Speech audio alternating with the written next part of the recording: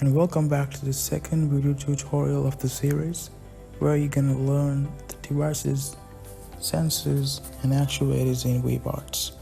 In the previous video tutorial, you'll learn how to get started with the Webots. With the knowledge you gained from the previous tutorial, we'll be accelerating our learning curve. And please feel free to download this learning resource document. It includes all the learning aspects that we'll be covering throughout this video tutorial series, with a greater scope of information and learning materials. As the first subtopic, we got motors and joints. A joint is actually a structural connection between two solid bodies, whereas a motor is a node in Webots which we use to generate a motion with multiple joints in a robot. So practically a motor is pretty much like a muscle of the robot. There are basically two types of motors. The first one is the rotational motor, which drives a joint and rotates around an axis. The linear motor is for driving a joint that moves along a straight line. So put that into perspective, rotational motors are used for the angular displacement, whereas the linear motors are used for non-linear displacement. And regarding control mode, there are two concepts that you need to know. The first one is position control. It's basically when a motor is assigned for a specific target position. For an example, setting a robot arm joint to rotate about 1.5 radians on a fixed axis. And the velocity control is when a motor is commanded to move at a constant speed instead of a fixed position. For an example, you could set a specific velocity of a robot so it just moves continuously in a straight line or an angular trajectory. And the position sensor is used to measure the current position of a joint in linear or non-linear displacement. For a practical example, you can literally use position sensor to read the angle of a robotic arm in order to ensure it just reaches the intended target. And up next, we've got distance and proximity sensors. So basically, they are the perception components that allows a robot to detect nearby objects, measure distance, and navigate in an environment. And they are solely used for the feedback purposes for decision making. So basically, there are two types of these sensors. The first one is infrared sensor. So it just basically use light. It uses reflected infrared light to detect nearby objects. Obstacle avoidance, wall following, and short-range detection are the most common applications. And the next type is the sonar sensor or the ultrasonic sensor. And that sensor depends on the sound, as its name implies. It basically emits sound waves and measures the time it takes to bounce right back to the receiver of a specific setup. These are more common on long-range obstacle detection systems and navigation in open space. And in Webots, there's a dedicated sensor API that provides functions to enable sensors and read values and process data within the controller. And the next subtopic is the camera devices. So basically, camera devices are the ones that allows a robot to capture visual data from its environment. So practically, it's the vision sensor of the robot that allows to perceive colors, shapes, contours, and motions, which are essential needed for object recognition, tracking, and navigation. There are a couple of types of these camera sensors, such as the standard cameras, the RGB cameras, the depth-like range cameras, the recognition-enabled cameras, and the stereo vision setups, which uses a multi-camera system. And most of the time in Webots, we actually customize the cameras through parameters to configure them for specific operations. And you'll be mostly working with these cameras in our fourth video tutorial in the series for computer vision and machine learning. And up next, we've got distance and range sensors. These sensors are basically used to measure the distance to different objects from the robot in the environment and detect nearby obstacles. And the most common technologies used for distance and range sensing are the Lidars, ultrasonic sensors, infrared, and the time-of-flight sensors. These sensors are critical for obstacle avoidance, navigation, environment mapping, and path planning. A LiDAR, or light detection and ranging sensor, basically emits laser beams in multiple directions to measure the distances, and it basically produces a 3D point cloud of the environment.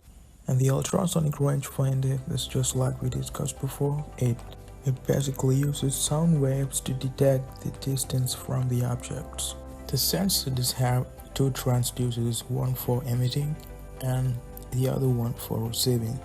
Infrared ranging is a pretty interesting case here because it uses a reflected infrared light to measure distance, unlike RGB cameras, which depends on light rays, because inside they do have CMOS sensor, which requires light to detect objects and all. When it comes to the case of infrared range finders, they also use infrared light to measure distance. And lastly, the time-of-flight sensors, just like the IR or ultrasonic sensors, they use the time it takes to bounce back the emitted light rays or the sound waves to decode the distance.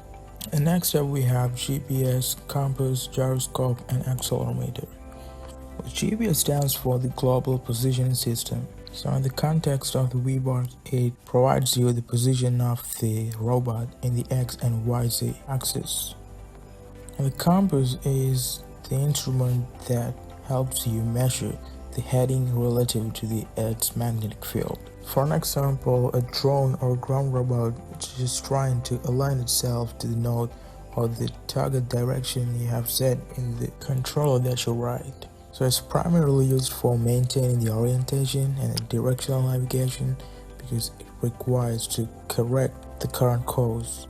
And the next sensor is the gyroscope. It measures the angular velocity of the robot, or the rotation rate in other words. And it's mainly used for the stabilization, depth reckoning, and tracking orientation in 3D space. The last one is an accelerometer, which is used to measure the linear acceleration along X, Y, or Z axes. And the main use cases are stabilization, collision detection, tilt, and motion sensing devices. In this part, I'm going to show you how to program APAC, which is a differential drive robot, to use its all infrared proximity sensors to autonomously navigate through the arena while avoiding all the obstacles in the way. Before I bring in the APAC to the arena, I'm going to set up the obstacles. Just simply click on the arena node and go to the add node, and you can simply use a keyword in the search box. So I'm going to type box. As you can see here, there are many solid objects for box, so I'm gonna go with the solid box under the solids. Well, by default the size of that box occupies the entire arena. I'm gonna resize that box. All you gotta do is to select the node, just go to the size property and use a preferred value here. In this case, I'm gonna try and resize the box to fit onto the checkered rectangles of the board. Also, I'm gonna change the appearance here. Just expand this node. Now you can actually remove it and it's set to the default color. Since I need it to be white, I'm going to just simply remove it from the tree. And now I'm gonna translate the box to the left corner. And there's actually something I want to show you as well. By default, the proto nodes, which are the reusable custom robot objects, they actually hide their functionalities because of this programming concept called the encapsulation. So if you really want to access or just see what actually the node is made of, you can simply click on the node that you want to convert and just right click and click on convert to base nodes. And now if you just expand the node, here you can see under the children property, there are sub properties. To be more technical, the sub fields, and you can actually add some nodes to this, but right now I'm not going to import any nodes. I just wanted to show you that there is a way for you to access what's inside of a node. Alright, I'm gonna continue to set up the obstacles in the environment. So simply I'm gonna copy and paste those to save up our time. Alright, we have set up the obstacles in the environment. Now I'm gonna bring in the epoch. Just simply click on the rectangle arena and go to the add node and just search for epoch and just select the epoch robot node and click add. And when adding robots and other assets into your workspace, just make sure to connect to the internet, otherwise your assets will not be loaded because they are currently residing in an official repository for Webots. Just click on the epoch and go to the controller field of the property. As you can see, it's currently being assigned to a default controller called epoch avoid obstacles, which is written in C language. So we're gonna create our own custom controller for that. First you have to go to the files, go to new and create a new robot controller and click next and select your preferred programming language and click next and just give it a name and make sure to avoid any white space between words and click next and finally click finish. And there we have our default controller. I'm going to get rid of all this and write a fresh controller. And before that, I will show you something interesting and how to add a display node. So once you write your code, it will in real time will draw the distance sensor values as a simple bar graph on the display. And to be able to do that, you have to add a display node to the robot. Just go find the tar field of epoch and just right click on it and go to add new in order to add a new node. Just under the base node there is a node called display. Just select that exact node and click on add. As you can see, under the tar slot there is a display subfield. Well, by default the overlay has been hidden, just so go over the overlays and there you can simply uncheck that, but I think it's best to set the height and width of the display node. So I just come down here and change those values. And before you write the control, just reset the rotations and translations.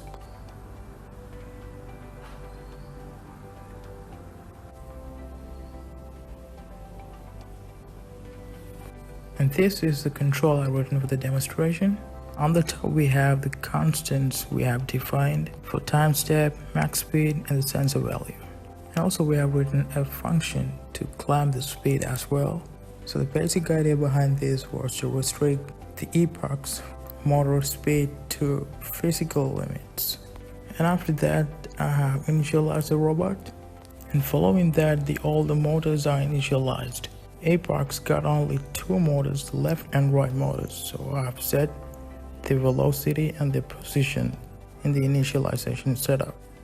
And by using a for loop, I have initialized all the 8 proximity sensors of epoch.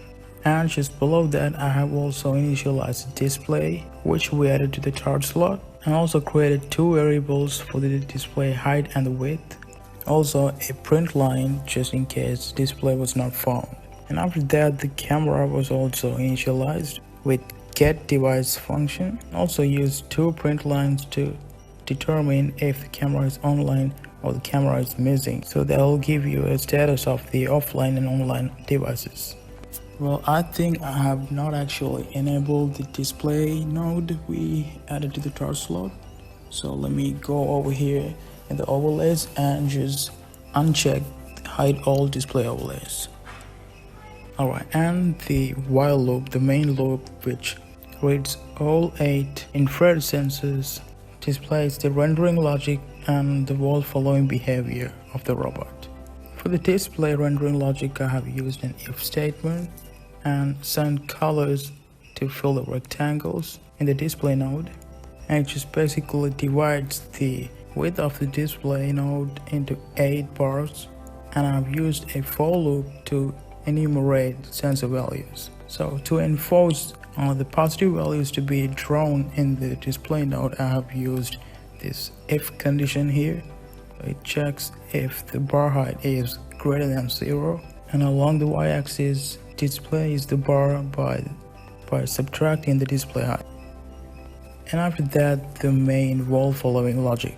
The first variable I created is the front obstacle, which basically checks if there is an obstacle in front, and the right wall, another variable, it checks if there is a wall obstacle on the right, and the too close, which checks if the robot is too close to the right wall. And the last variable, the open space, it checks whether all directions are relatively clear. So basically the sensor readings which are supposed to determine the robot's current environment. And based on that, it applies the velocity control logic to the left and right motors. And finally, it applies the calculated speeds to the left and right motors, and while make sure that it does not exceed the motor's allowed physical limits which we defined earlier through the clamp speed function. And now I'm gonna run the simulation and check how these sensor values are displayed and how the epoch is trying to avoid the obstacles in his way using the infrared proximity sensors. Well, the demonstration is successful. As you can see, all the sensor values when the epoch is going so close to an obstacle, it just indicates that the obstacle is real close to the robot in the display in real time. Also, the camera node is working perfectly, and I invite you to go ahead and tune some parameters to see how the behavior changes of the robot in your demonstration. And I have also prepared a diagram to help you visualize the full control architecture of the previous one as well, so you can download that along with the project folder. Well, in the previous video we talked about the supervisor controls and how it benefits when testing some algorithms. So I'm going to demonstrate how to integrate a supervisor controller into the same demonstration. Here I have changed the controller a little bit because I have already integrated supervisor controller.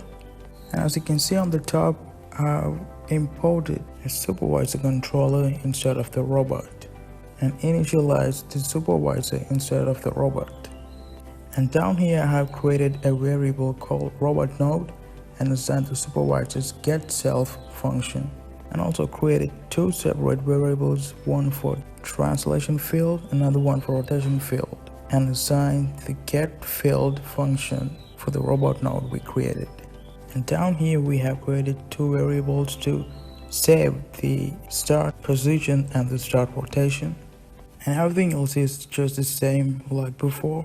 The only difference is we have replaced robot with the supervisor this time.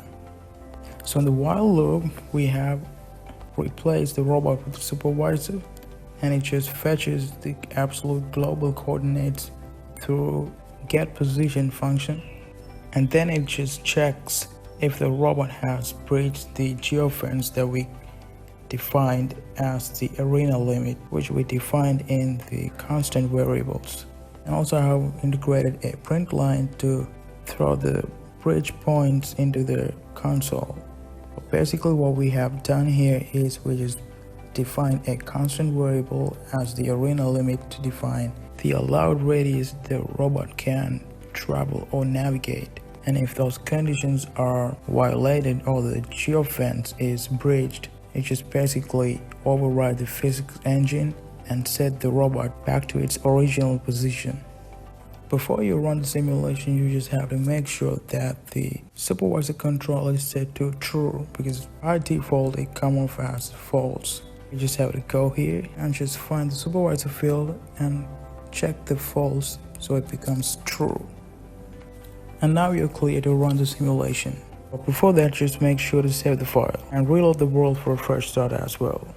And just simply run the simulation. As you can see on the console, the camera is online, that's good. And supervisor epoch is online as well. That means the current control is running good so far. Well, as you can see, when the robot tried to breach that 0.2 meters geofence, the supervisor controller enforces back to its original position. And also in real time it just prints out to the terminal. And of course you can adjust that arena limit. I'm going to set it to 0.4 this time, and then I'm going to resume the simulation once again.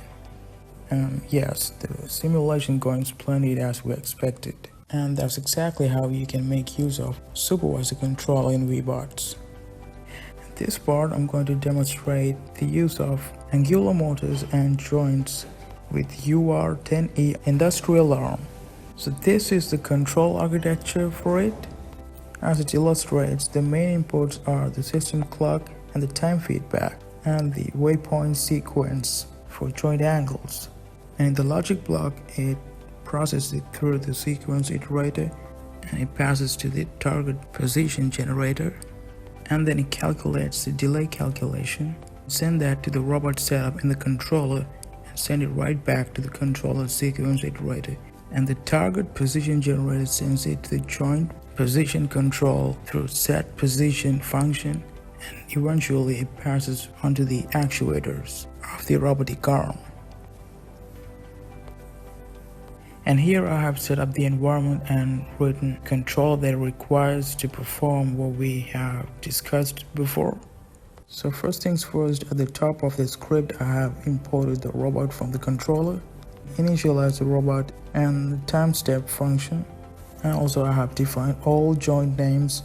For the record, UR10E proto does have 6 different joints: shoulder pan joint, shoulder lift joint, elbow joint, wrist 1 joint, wrist 2 joint, and lastly the wrist 3 joint. And using a for loop, I have fetched all those motors and set the default velocity to 1 radians per second. And right after that, I have defined the sequence where the pick and place waypoints are gonna be. These values are actually in radians. As you can see here, for each row there are 6 different radian angles to represent each joint. And after that, I have defined a wait function which makes the robot wait for about 2 seconds while still calling the robot.step function, so the Webot could continue running. And after that, I have used a print line to indicate that the control has successfully started. And finally, using a for loop, I have iterated the robot through the sequential steps. And inside that, I've used another for loop, which means it's a nested loop, so it could send out all the target positions to all 6 joints. There's also a buffer time for the arm to be able to freely perform the movement. We have just used the wait function that we defined earlier. And eventually I have also used another print line to indicate that the sequence has completed. And make sure to assign the controller and run the simulation. Well, as you can see in the simulation, it's just perfectly executing all the steps which we have written in the controller. And in real time, all the executing steps are printed onto the console. This is pretty much of how an actual industrial arm would perform specific tasks in different production assemblies. You can also change these radians in the waypoint sequence to assume a different position in joint sequence. So I'm gonna change those and run the simulation once again. And strikingly, joint angles have been changed compared to the previous waypoint sequence. And this is how you can program rotational motors and joints of a robotic arm. In this part, we're gonna program DJI's most famous Mavic 2 Pro drone to use its sensors and actuators to navigate through in the environment.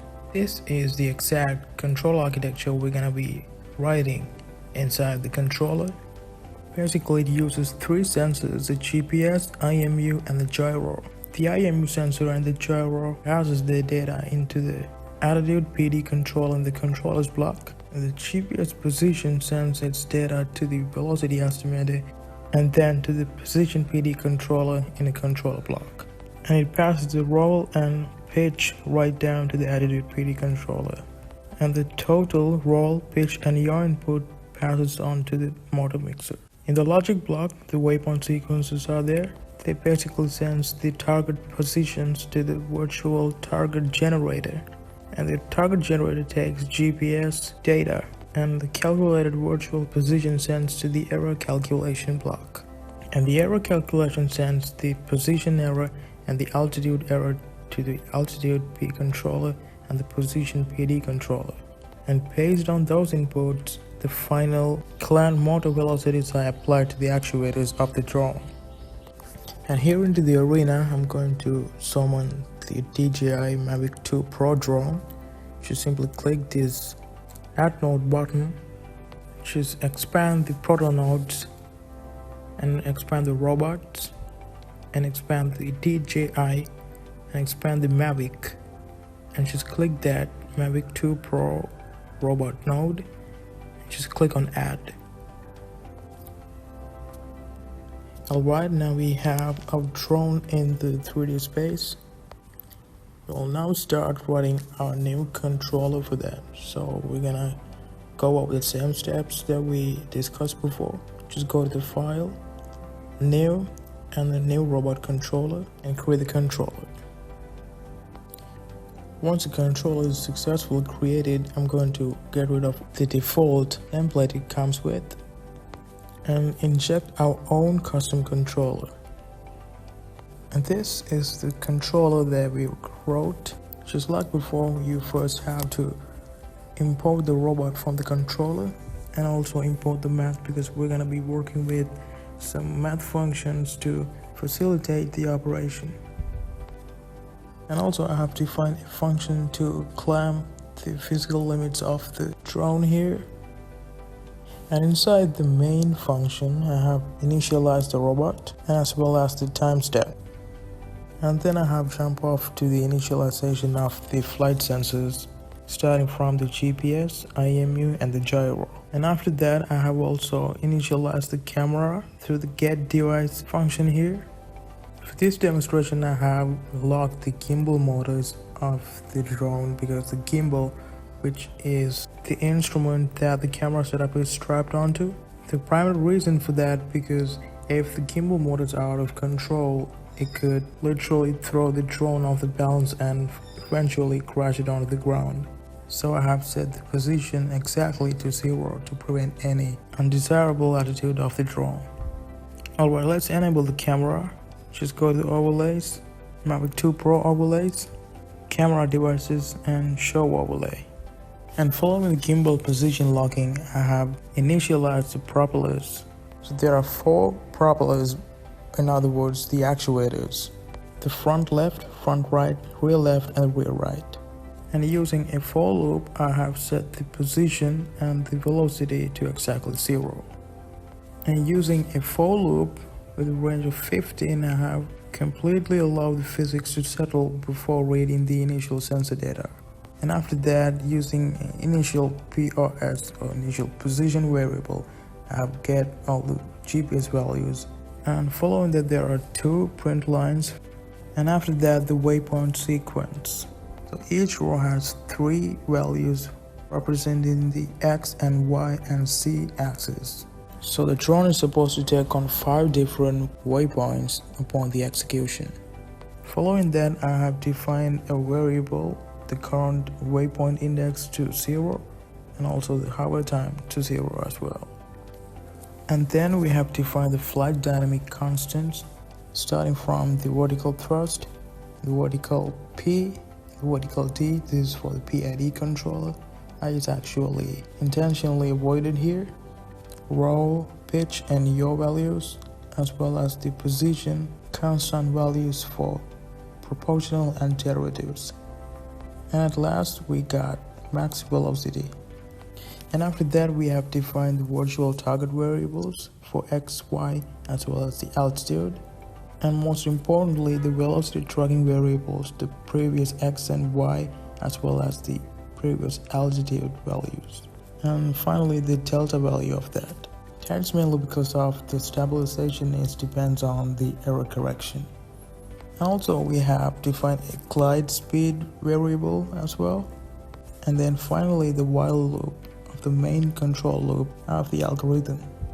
First, it just reads the current orientation in the 3D space, and it takes a roll, pitch, and yaw orientation through the IMU's get roll, pitch, yaw function.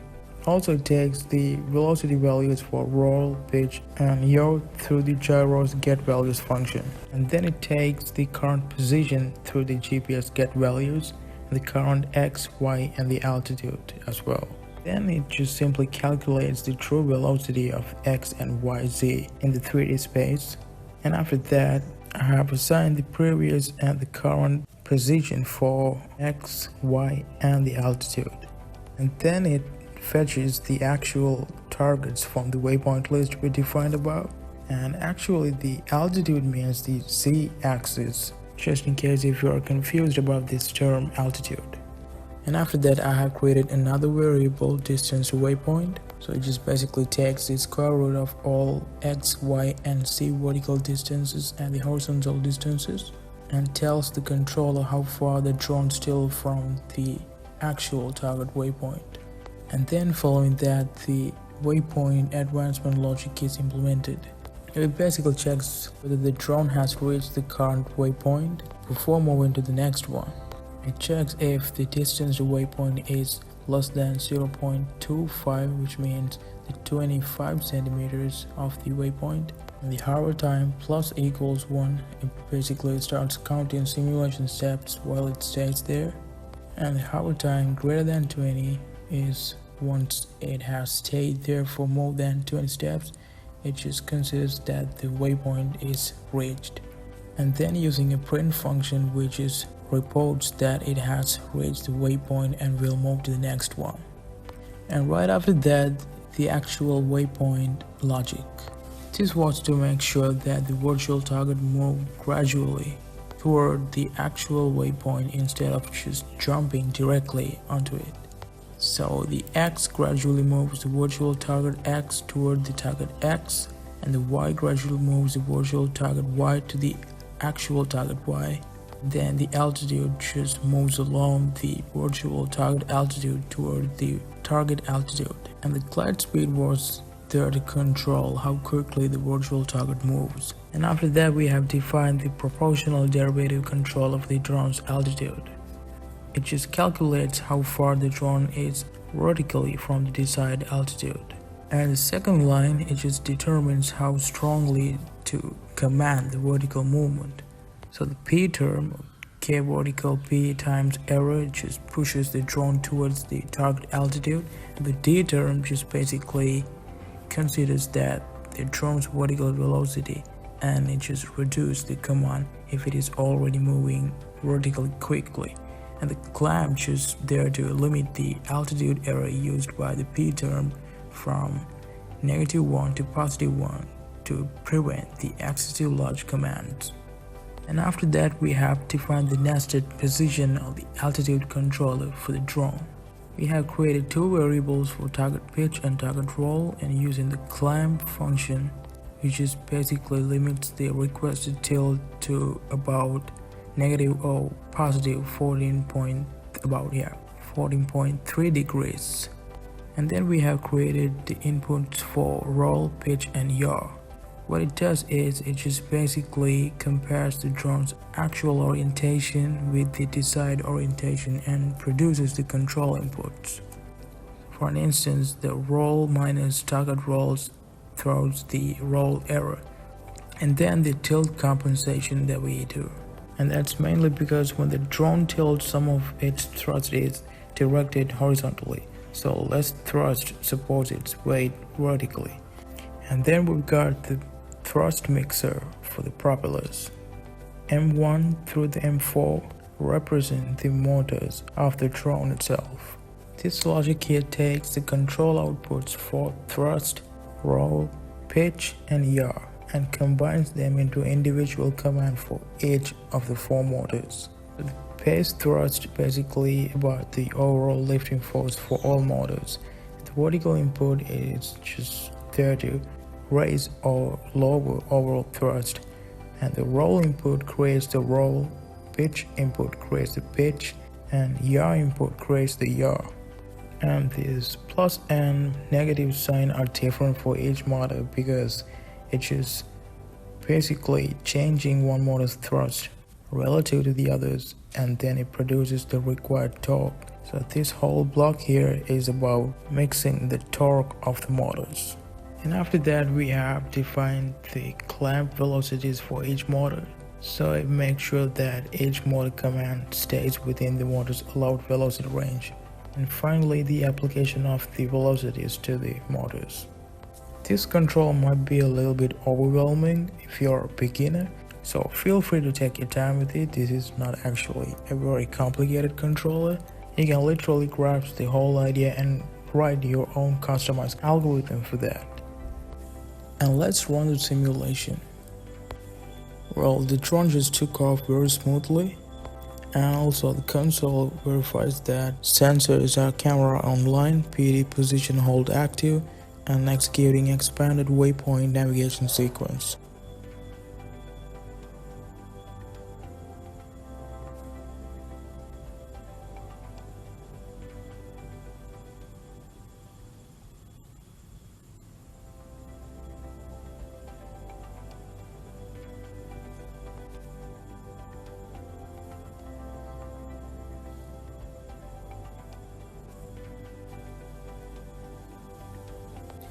You can literally just change or make some adjustments to these waypoints, and I highly recommend you doing that so you can gain a better understanding of how this coordinate system works against the control that you write.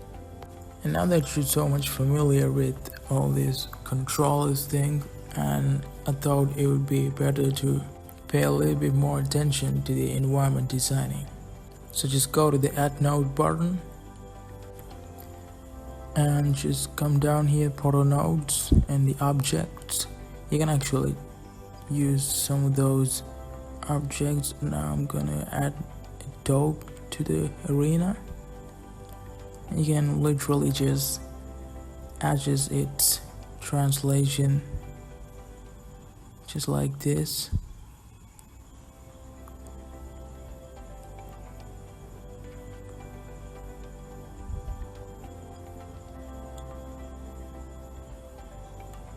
You can just simply make adjustments until it's in the correct position. And here I'm going to just bring in another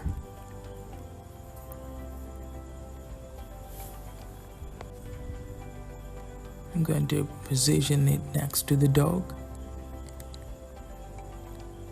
And just like that, you can just explode pretty much every object to create a specific environment. I'm gonna speed it up a little bit and create the environment, and I'm going to show you how to take pictures using this DJI drone of the environment that we're gonna build.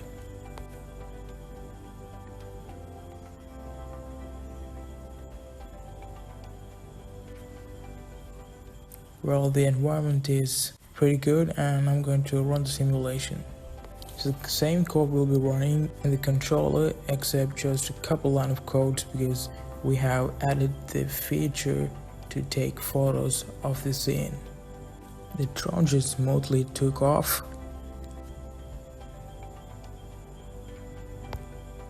And the camera array, as you can see, it's just capturing all the visual feed and display it for us. And I'm gonna show you the code that's gonna take pictures and save it on our local storage.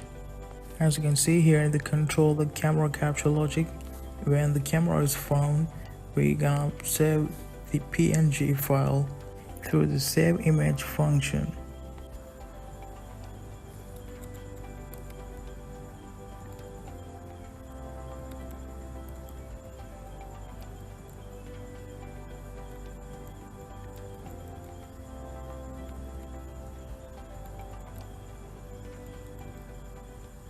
The image saving logic actually takes photos for each waypoint. They're actually saved in the controllers folder right here.